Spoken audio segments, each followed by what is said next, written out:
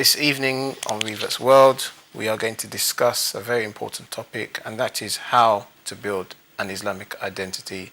Obviously, this is a topic which is important not just to reverts, but all of us Muslims. And to discuss this, I have with me Sister Amina and Brother Bilal. Assalamu alaikum. As I said, this is a very important topic because even when we talk about identity as reverts, a lot of what we're going to be discussing tonight is not exclusively for reverts. Of course, it's about Muslims, maybe Muslims living in the West, and to an extent, maybe even Muslims living in the East, looking to the West, and so on and so forth. It gets quite... Definitely. Yeah, quite messy. But what does it mean to have an Islamic identity? Well, that's a very good question. I mean, just going back to what you were saying a moment ago, I do think the identity issue is very crucial for almost all people in the world nowadays. They say that one of the phenomena of postmodernism is people no longer identify themselves in the same context they used to. There's a lot of shifting social roles. So identity is an issue for a lot of people, whether they're Muslims or not, but of course people who come to Islam have some very specific issues. With regards to what is an Islamic identity, I would say that human identity has two parts. Again, psychologically we would say this. There's the part that's inside, that is to say, how do I see myself? Who am I? How do I relate with Allah subhanahu wa ta'ala? How do I relate with myself? And then there's the part that's social. How do people perceive me in society? What do they identify me as?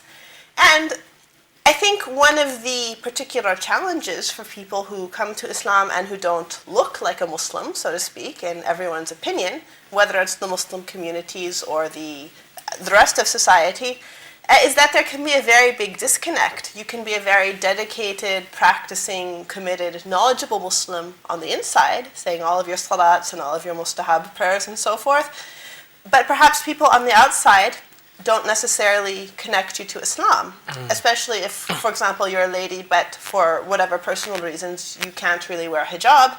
Unless you're wearing a t-shirt saying, "Hi, I'm a Muslim," people aren't going to know. And probably if it's a t-shirt, they might doubt it anyway. Well, you never know, but it is, I think, painful sometimes not to be recognized by your own people, and it can be difficult not to be recognized by others in society. And just speaking from my own experience, because due to personal reasons, I didn't start wearing the hijab right away.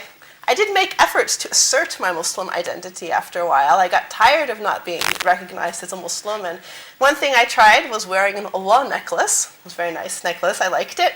And I stopped wearing it though, when people would come up to me on the street and say, "Oh, a Muslim necklace, where did you get that from?" Oh, that's very curious. You know, sometimes you don't want to explain to everyone. So these two don't always work together, and when they don't, that needs to be worked out. So you have the inner Islamic identity, you have the identity that society puts on you, and then there's also a third component too, which is how you perceive your role in the world. And as a Muslim, that would be as a member of the Ummah. And I think when it comes to people becoming Muslims, I think one of the crucial sort of personal goalposts you go by is when they becomes we. That is to say, when many people take their shahadatain, it is, well, Muslims believe that Allah is one. They pray all their prayers. They go to Hajj. They do these things. And after a while, that will become a we. And I think this is very natural in Islam because there are so many forms of communal worship.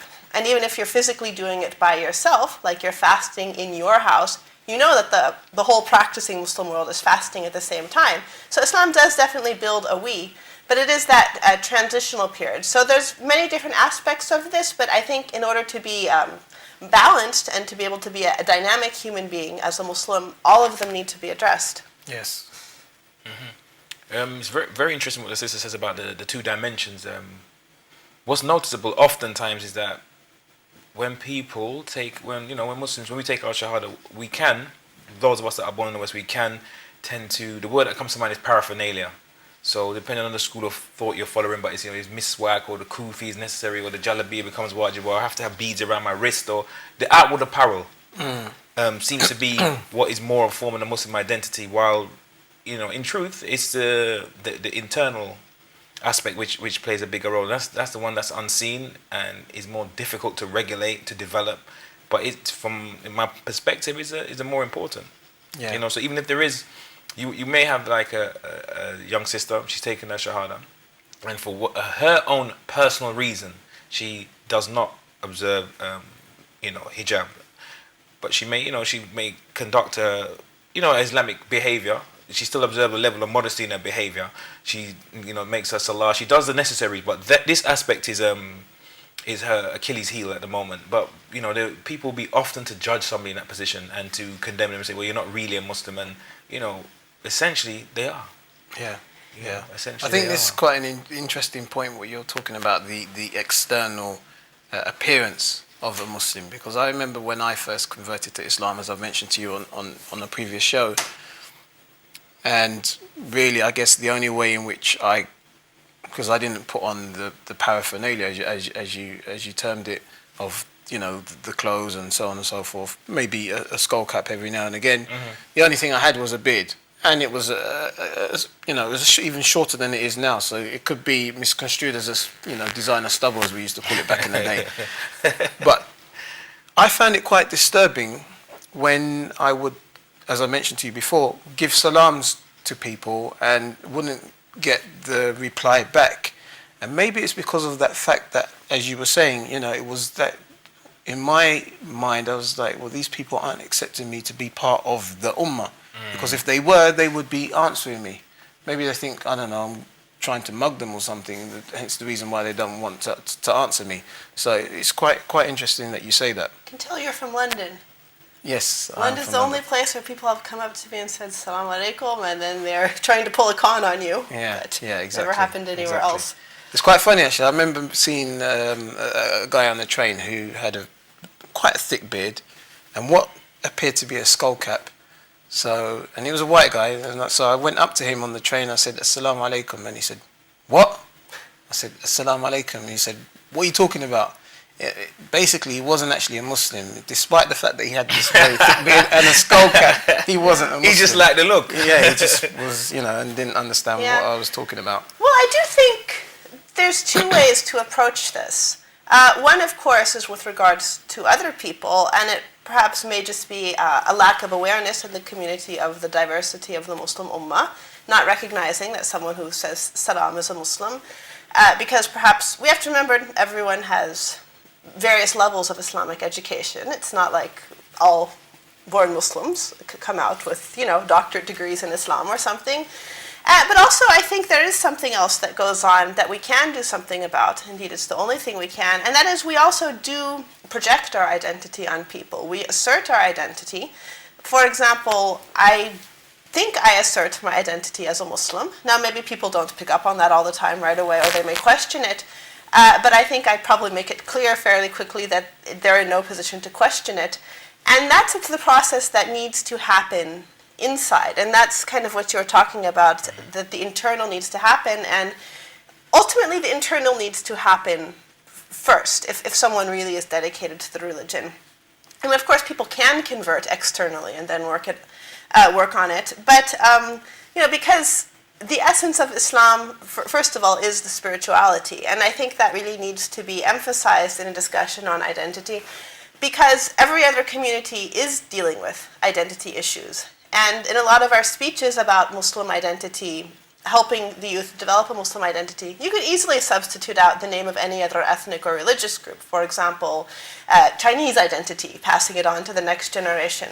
But what makes us different is our spiritual focus, and that we prioritize the Islamic worldview. So a very basic answer to the first question you asked, which was, what is an Islamic identity? On the inside, I would say that is having an Islamic worldview. Now, of course, that brings up the question about what is an Islamic worldview. And I would say that it's the desire to see things from the perspective of Islam, and the sincere desire to have a Quranic perspective, what we genuinely believe to be true about the Holy Prophet sallallahu alaihi wasallam, and in the case of people in the school of Ahl al-Bayt, the Imams as well, alayhim as-salam. And I think it's important to clarify that it's the desire to see things with that worldview, because all of us, I think, have misconceptions about what The worldview. Islam actually says, about the actual meaning of the word of Allah. And they can be very genuine errors, because as we learn more in life, we understand perhaps maybe there's a different tafsir of this verse, or the ideas we've held perhaps 10 years ago we've changed now that we have more information. And this has nothing to do with converting, incidentally. This is even ulama, the maraja will change their fatwas sometimes. It's because we're not Allah. We do our best to try to understand, and we go through a spiritual maturity process also. But the desire to do it that way, and I think that is something that will unite practicing Muslims, regardless of where they're from, just the sense that we should refer back to this, and if we disagree about what is really Islamic, at least we can have a dialogue about it. And that's the first step to developing the inner Islamic identity. And I think that's quite an important point, because obviously each and every individual's Islamic worldview, if you like, has an influence on the general worldview of Islam. Yeah. True or false? Yeah, It may not necessarily be what Allah subhanahu wa ta'ala actually wants from us, but that's the understanding that we have, if you like, acquired together. Do you think that we as reverts can and do contribute to the Islamic worldview? And if so, do we do so in a positive way or in a negative way?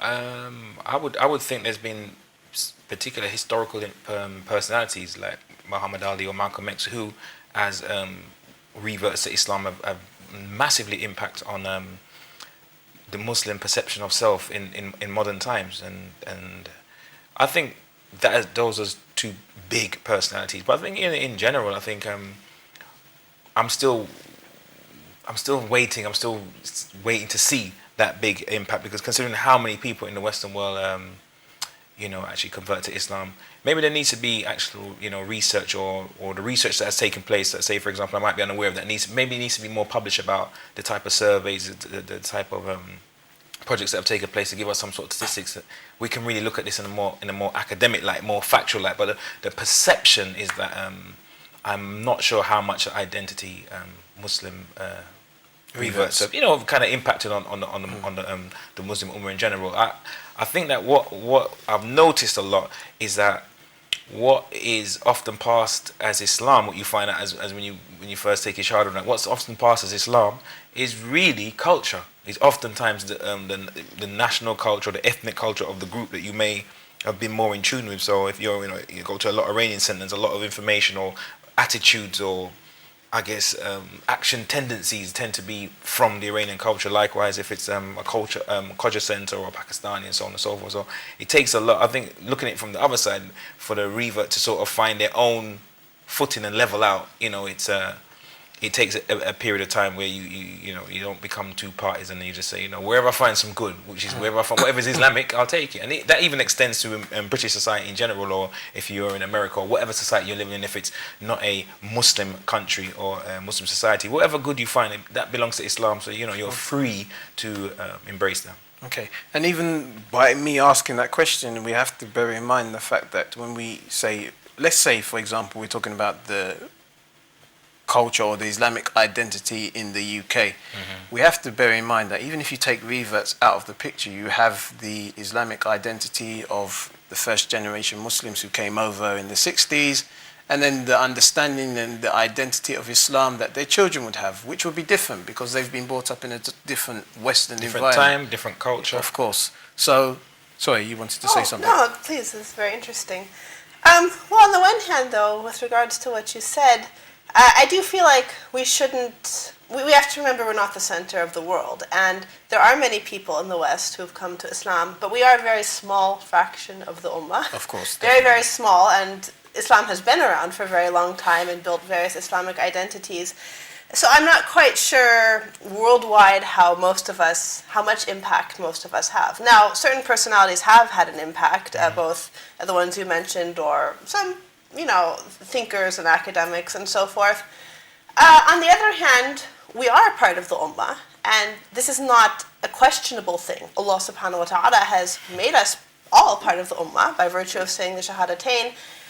And we are shaping the future of Islam in the world, whether we sort of are aware of it or not, whether we are actually making a conscious effort to do it or not.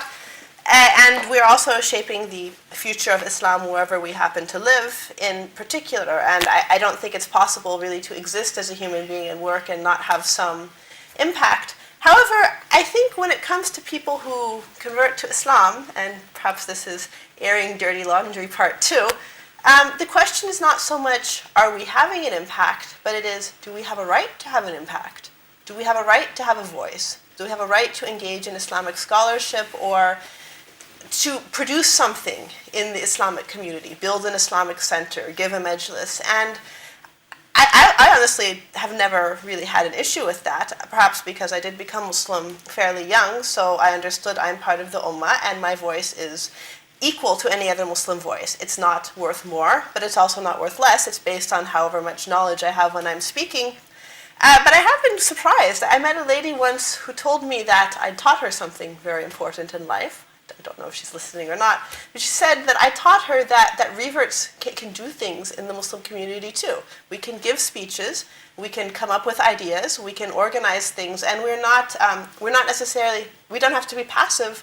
We can be leaders, and I think in this situation we all need to be leaders, whether you're born into Islam or not, given the situation of the Ummah. So I think that's a very critical point for perhaps people who come to Islam to look at in themselves and recognize they have the right to have a legitimate voice just like any other member of the community.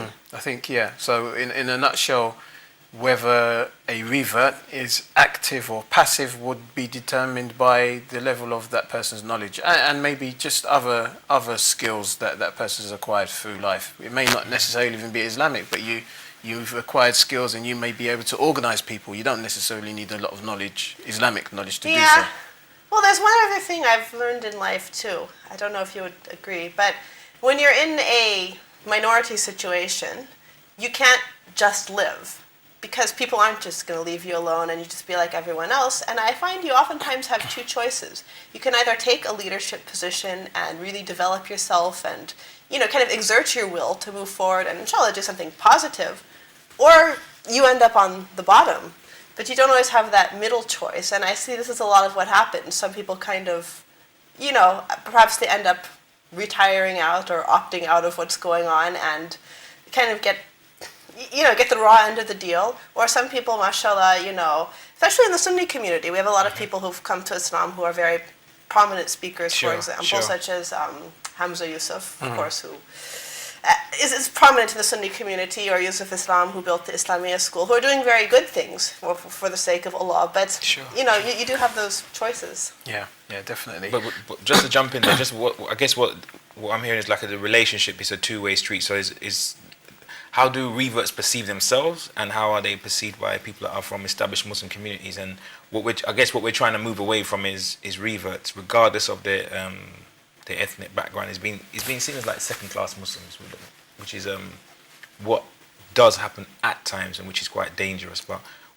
we are developing and we are moving forward, and things are changing. So and not having seem that to be going in the right direction. But what triggered my mind when I was listening to you speak, sis, was that reverts don't have to be passive and suffer and say, "Oh, we are not being respected. We need to assert that." But also, our brothers and sisters in established Muslim communities need to be, respectful and be willing to receive us in that line. But it's important also that we don't internalize a view of ourselves as second-class citizens or something less. That's definitely what I'm getting at, because the sense of self is different than society. Society can say you're wonderful or they can say you're horrible, but we are who we are inside, and we do have some, we do project that out, as I was saying, and I think this is, in the revert community, perhaps a challenge sometimes. Inshallah. Why are we discussing an Islamic or Muslim identity? I mean, you don't normally hear, or do you, people discussing the concept of a Christian identity. So why are we sitting here today discussing it in terms of us as Muslims? Well, obviously there's so many other issues involved when someone comes to Islam, both because of the political realities of today, socio-cultural realities, and also the fact that Islam is as we say, it's a way of life. It's not like you go to church on Sundays or you say some prayers, you do something that doesn't affect the rest of your life. It will affect all of your life. At the very least, you'll be saying your salat every day. Inshallah, we say our salat. So it is a life commitment to something that obviously is not necessarily represented in the rest of society. And so I think that's where most of these conflicts come from, family conflicts or social challenges and so forth. And so, yeah, I think in a nutshell, that's why there is such an issue with it. And of course, Islam, if you were to describe Islam, religion is doing an injustice to Islam. We would say that Islam is a way of life. Sure. Which encompasses everything, every single thing that you do. Yeah, I remember one sheikh referring to Allah, saying that Allah is the interfering Mawla. His command is dictating in every aspect of your life. It's not just the Friday or the Sunday or whatever particular holiday that you decide to take. But I think that the reason why we discuss identity today is like generally why identity words comes up, because I think there's always an identity crisis looming. There is always that element on a psychological level where people speak about identity and it's that yearning to go back to this time when it was perfect, and if we could just fix it in time and space and encapsulate it, they then had the recipe and the remedy for all the problems, and they didn't face the problems that we did because they had this perfect identity. So we're trying to in tune, and go back to that. And you find that right across the board, if you take it outside of a spiritual, religious, social, political identity, you move it into ethnic, you move it into race, you move it into class, right across the board, because people have identities.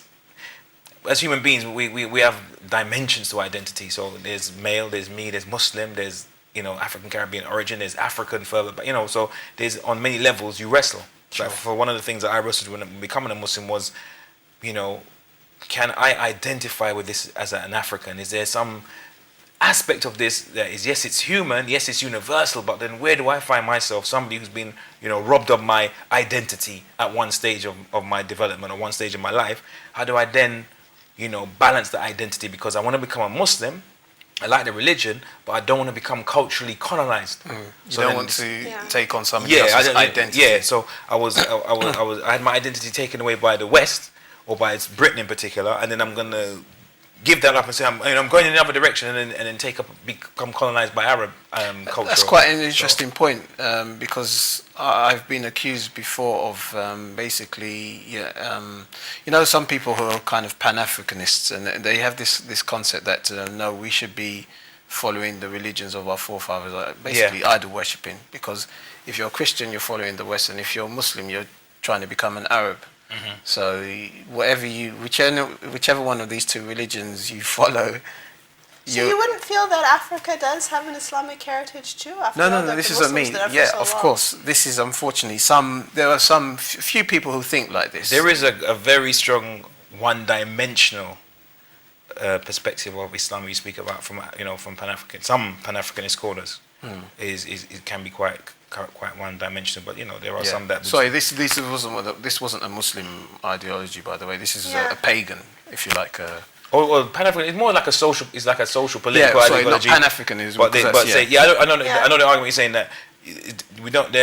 Everything needs to. Yeah, you're not evaluating the idea based on its merits. You're almost evaluating the idea on its connection to yourself. Exactly. It's purely based on. So is African is good, and if it's not African, it's bad. I mean, that's clearly not limited to Pan-Africanism. I think there are many parts of the world today, despite the fact that they've been Muslim cultures for over 1,000 years, that are still very sensitive to any hint of Arabization and the sort of fear we don't want to become Arabs, and it has been a long time. So there does seem to be this kind of looming, perhaps, cultural fears. People's fears of losing their cultures. That's what I was saying about the identity crisis. Today, there's always something looming in the background.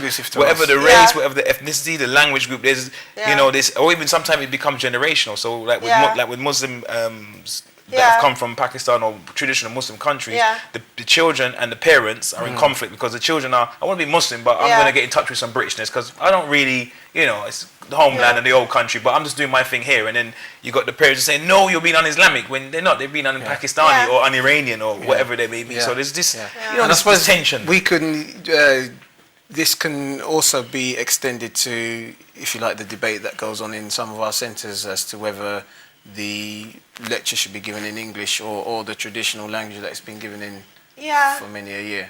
Yeah, and one of the things that actually struck me when you were describing this about going back to the perfect time is that's what makes this current phenomenon of people becoming Muslims very different to the time that we often look back at for a model, which is the time of the Sahaba.